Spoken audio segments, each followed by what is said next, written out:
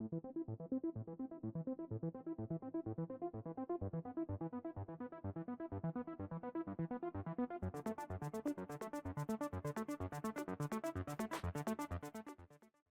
everyone, welcome back to the range. My name is Matt, also known as the King of Armor Destruction and the Armor Wizard, Zap Zap Unicorn Warriors Eternal.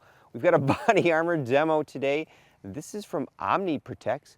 In full transparency, Amir, the owner over there, contacted me and provided me with these panels to destroy with no strings attached. These are a level 3A offering. A 10 by 12 panel is what I requested for our demos. That always works best. These are actually NIJ certified. We've got our Starburst logo on the back.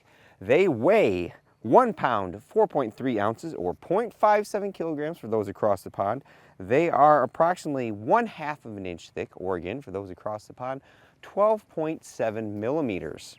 Our carrier and panels today are the OPX Elite line. Their claim to fame is they have special threat ratings to include SS-198 LF and 5.7, as well as our Liberty Civil Defense. We're going to see what the velocity threshold for those rounds are against these panels, because I brought multiple barrel lengths with us today. I will say right off the bat that I like that Amir OmniProtex is building as much of this stuff in the US as possible. I see they are importing certain fabrics, but I appreciate the use of our domestic labor.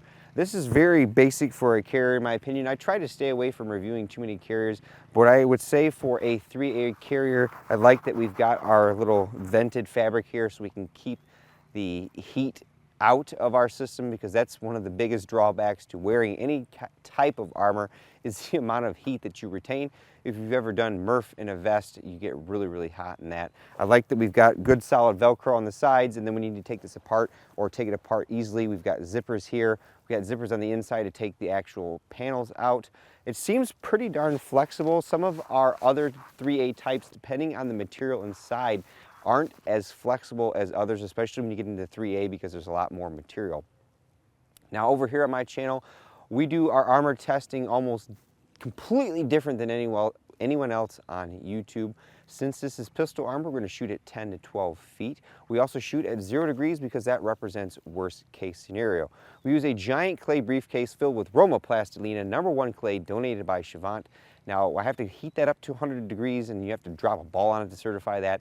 And that's kind of where I don't want to get into out here. I want to still offer information with a little bit of entertainment and, you know, not make the review an hour long. So we're just looking for a general idea of what backface could be in our clay. If we see something at 60 to 70 millimeters in my colder clay, we know that's not a good thing. As mentioned, I am not an NIJ lab, so if you see me stop a threat over here or a threat penetrates, you should always defer to the manufacturer to produce actual accredited NIJ lab reports for that threat. On the flip side, if you're the manufacturer and you see me stop SS-198 LF going 2,400 feet per second, you should definitely send that off to the lab and have it tested and added as a special rifle threat. We also put a giant spreadsheet here at the beginning that we kind of foreshadow all the threats that we're going to shoot at it. We lift the velocities and the penetrations at the end, and we actually do a tear down so we can see what types of materials and construction looks like on the inside. With our level 3A, typically there are usually 2 to 3 different types of materials. We've got Kevlar, and we've got ultra high molecular weight polyethylene, and sometimes we incorporate foam. So we'll see what the inside of this plate looks like when we're done. It's around 80 to 85 degrees outside today, and as always, we have a Pro Chronopal Digital DLX because we need to record the velocity of the projectile, because again, there are varying different circumstances that affect the velocity of the bullet. Types of loads, the barrel length is the biggest contributing factor. So if we stop SS-198 LF, we need to know at what velocity we can stop that at. We have 3 of these panels, so that allows us a good variety of threats to put against it, but I'll try to not make it too long. We're going to start our panel testing off with our 9mm. This is our 124 grain full metal jacket L7A1, known for really warm velocities. Then we have our 50 grain Liberty Civil Defense. We'll shoot the L7A1 out of our 16-inch right here, then the Liberty Civil Defense out of the pistol length, just to see what it's going to do, and if it doesn't go through, we'll step up in barrel length. Offsets are correct. Really good velocity. And then I'll put that one right next to it. Nice. For our 4.5 inch, we have an A.R.E.X. Delta Gen 2. Got the Holo Sun with the ACSS reticle up top, where we put those other 2 shots. Actually, we were high for some reason. Always do that. Now this is where we see if the panel can take some blunt force trauma. The NIJ Level 3A spec calls for a 44 240 grain semi-jacketed hollow core at 1,430 feet per second. Our 44 mag barrels of 5 to 6 inches cannot meet that velocity spec.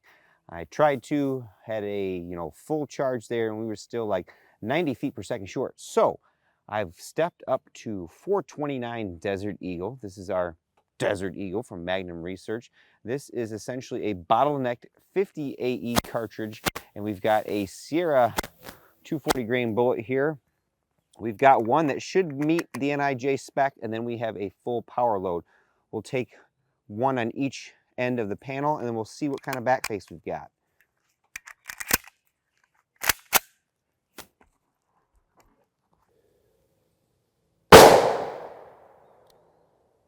Right in spec. I think we might have been a little to the right though.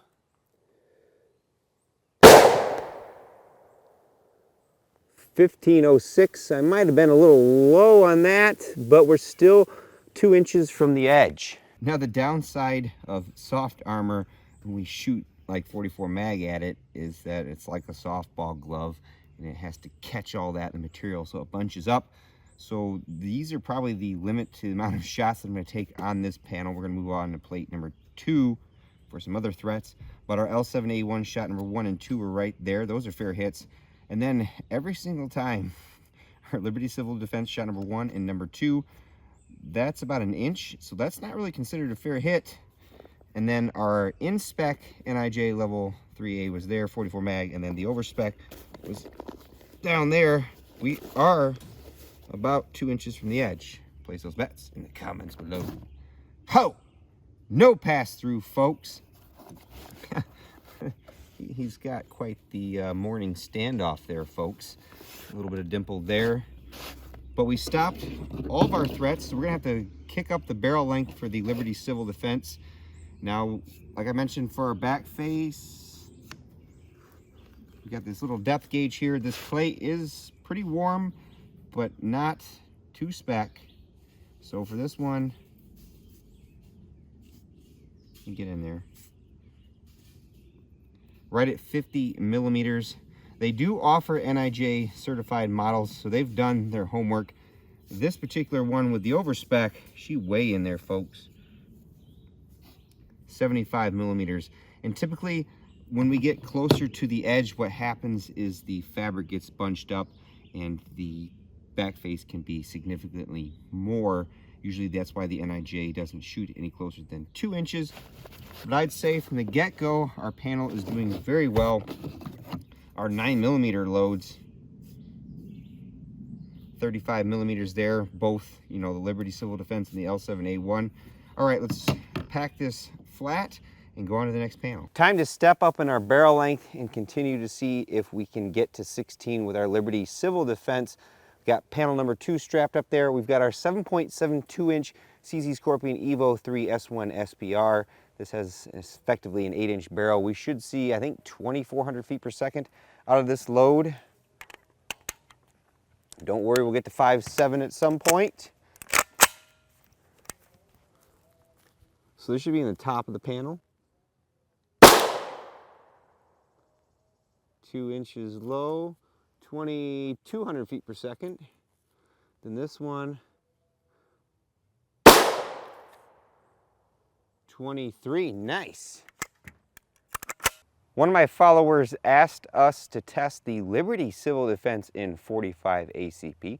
We have a 5.3 inch barrel FNP 45 tactical. I have my wife shooting because she loves shooting 45. We have 2 rounds of the 78 grain plus P. I think it's labeled at 1,900 feet per second. We'll take 2 shots on our panel and then go on to our next threat.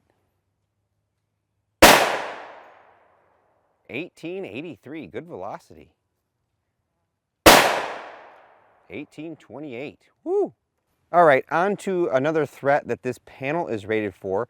We're on 5.7 by 28 millimeter. This is SS198 LF. It's a 27-28 grain OTM, has an aluminum core.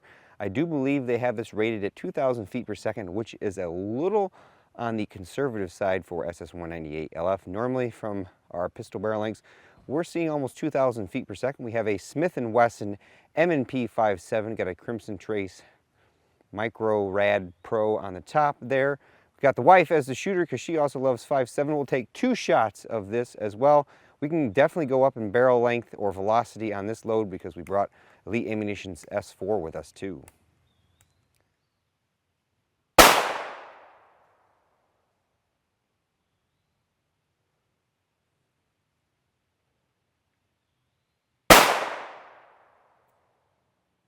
Got all of our ducks in a row here. We still have plenty of spots on this panel to take some other specialty threats before we move on to number 3. But our Liberty Civil Defense from the 8-inch barrel number 1 and number 2, definitely fair hits. Our 45 shots 1 and 2, and then our SS198 LF shots number 1 and 2. Helper hand. Hey, no pass through at all, folks. Got a little bit of dimpling going on there, but nothing to write home about. Cool. So we know that this particular panel will get the torn apart in the end and see what kind of material we make up, but I see some ultra high molecular weight polyethylene in there, which is good for stopping our speed. 2 more rounds of Liberty Civil Defense, the 16-inch, so we should see 2,600 feet per second. In our past testing with level 3A, I've just started with the 16-inch, and sometimes I get penetration, so I wanted to see if there is a limit to this particular panel design before we just went straight to the top.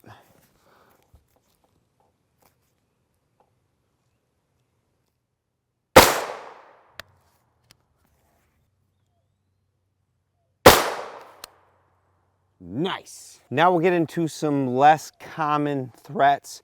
We've got 7.62 by 25 millimeters or 7.62 Toka Rev. We've got our Yugo M57 here. We've got, I do believe this is some Chinese surplus here. I think these are around 1,600 feet per second. It's been a little while since I checked them. Take 1 shot from this. This is touted as being able to penetrate armor throughout the history of the internet, but generally speaking, that was probably limited to level 2 soft armor or really low end 3A with aramid fibers. Once we introduce polyethylene to the mix, again, that's good at stopping speed with a little bit of bullet construction.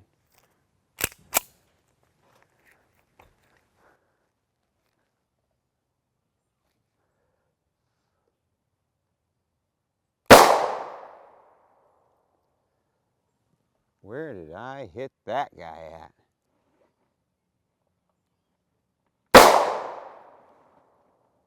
Much better velocity that time.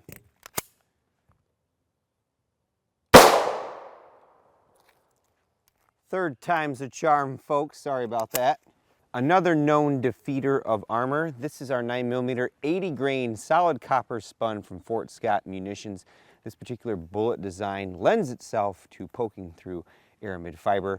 We're just going to go with the 4.5-inch pistol because if we go any longer, this will penetrate. Usually you need a rigid 3A panel to stop this round. 1,398 feet per second, and I saw some wood flying down there, folks. That one was a fair hit. Since this plate stopped SS198 LF, we're going to step up the speed by going to Elite Ammunition's S4. This is the same bullet driven at a much higher velocity, typically 23 to 2,400 feet per second from our pistol barrel lengths. We're going to take these 2 shots on this panel number 2 and then call it and then go to panel number 3 to finish her out. Holy Jesus, 25.34.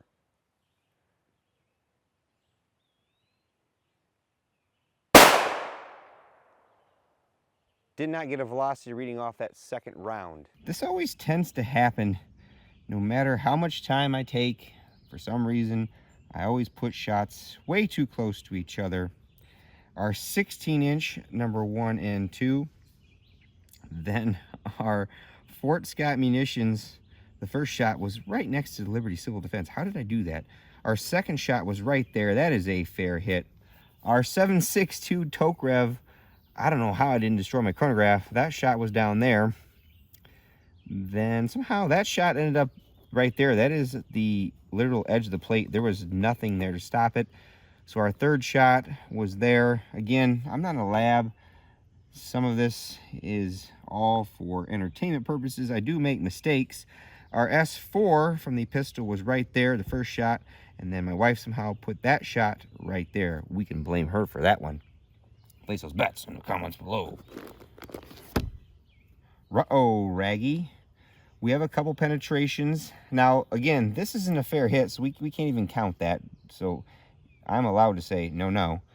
Our other 7.62 was stopped. It looks like one of our Liberty Civil Defenses made it through from the 16-inch. That seems to be the limit, around 2,400 feet per second. And then our 7.62 by 25 was stopped in the fair hit. The Fort Scott Munitions poked through. You heard me say that saw some plywood. And then our S4, we'll peel that off and confirm, but those might not have been fair hits. We can go up to the longer barrel length. So it looks like, you know, in a traditional sense, S4 from the pistol is equivalent to SS 198 from the SBR. Back face otherwise seems to be pretty controlled here. Just to confirm, our only penetrations on panel number 2 was the first shot of Liberty Civil Defense. It seems like 2,400 feet per second is the design limit for most panels. The unfair hit of Fort Scott Munitions and this hit of S4, which was very close to this other compromised area. This round of the S4, which wasn't a fair hit, was stopped. Even the Tokarev that was down here was stopped. Very impressive so far for this panel. Our helpers went home for the day, but we're on panel 3. We're almost done. I'm bringing out some really obscure threats to try to challenge this panel and give Amir and you guys some good data. I've got our CMMG 4.6 here, chambered in 4.6 by 30 millimeters HK. We've got a 40 grain full metal jacket Fiocchi load, a surplus 4.6 40 grain from S&B, and then from Vanguard Outfitters, a 31 grain copper penetrator. Ooh, this has an 8-inch barrel. We're rocking a JK Armament rimfire kit on there. The Vanguard will be third, the S&B second, and the Fiocchi standard range dynamics first. They should be going right around 1,900 feet per second.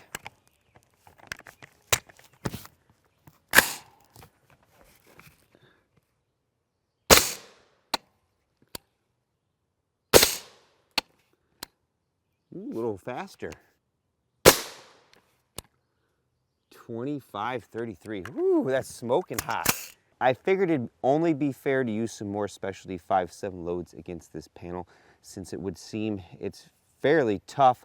I've got a very popular load. This is our 34 grain Vanguard Outfitters Black Dragon Fang. This is a solid copper pre-fragmented projectile, so it's longer.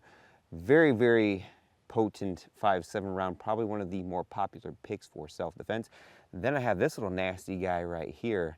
That is M855 or SS109, 62 grains. Should be going right around 1,500 feet per second or so. It's kind of a gray area there. Load at your own state's laws there. We'll take that shot first. Still using the Smith & Wesson MMP 5.7. This has a 5-inch barrel. Let's try not to make a fool out of ourselves here.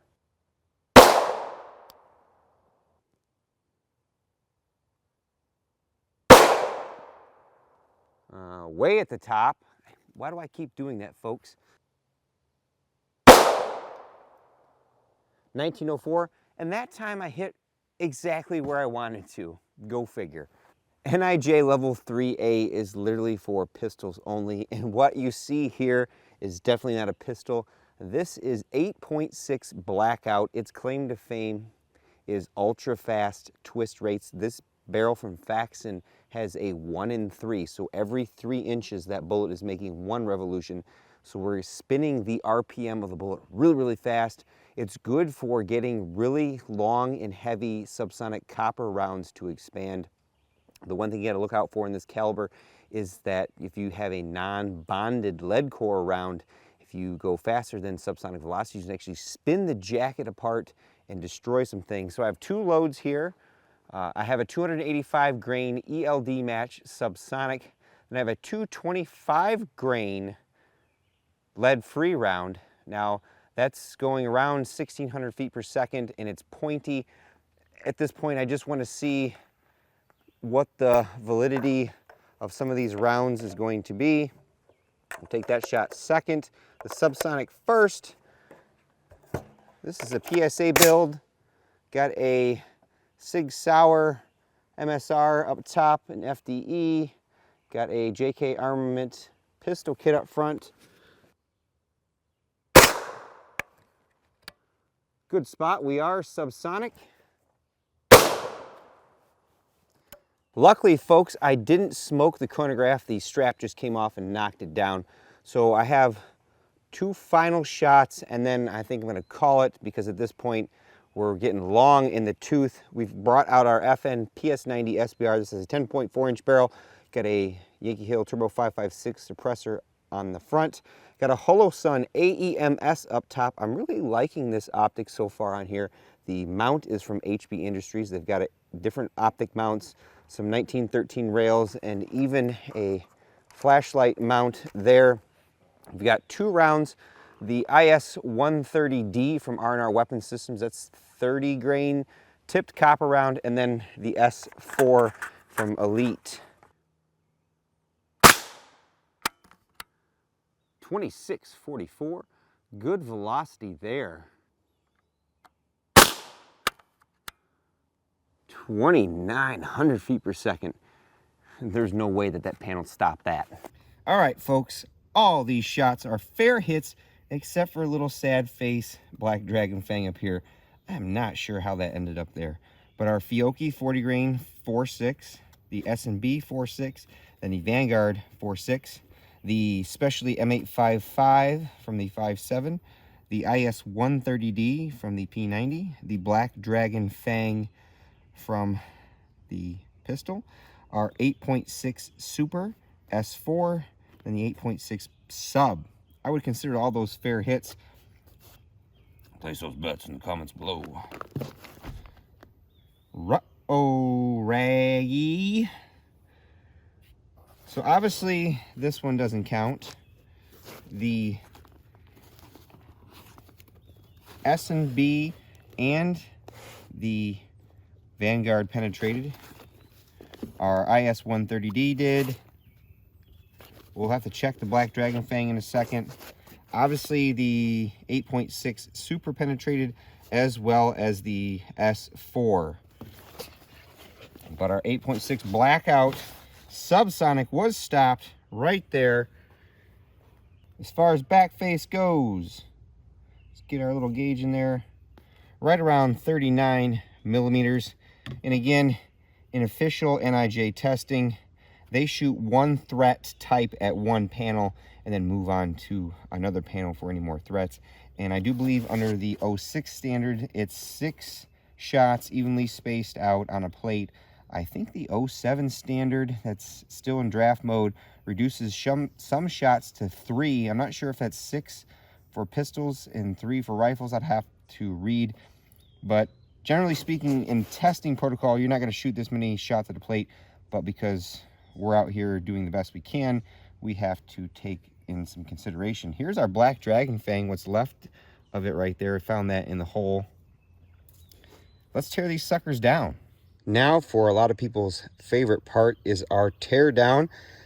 Got quite a few different layers going on here. We have our Cordura or fabric outer covering here. Had to cut that one away. Then we've got our Kevlar aramid fiber right here.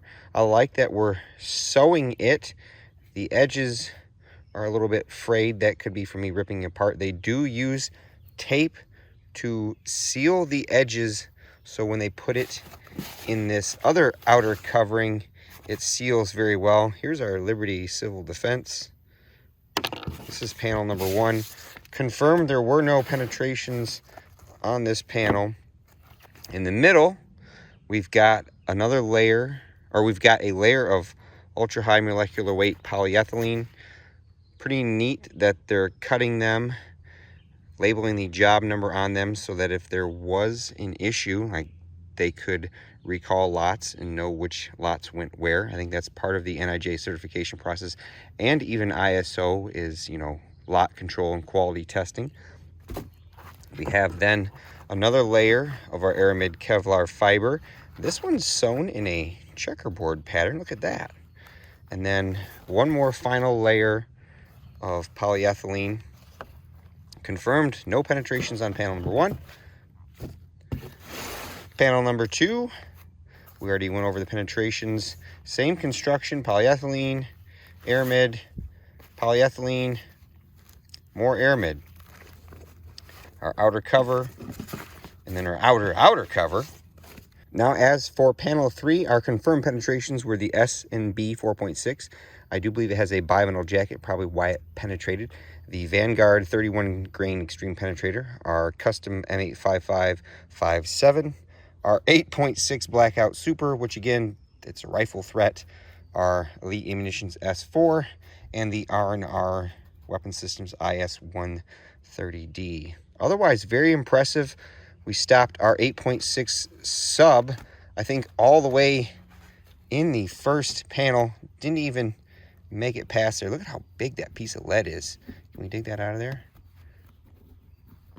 Look at that.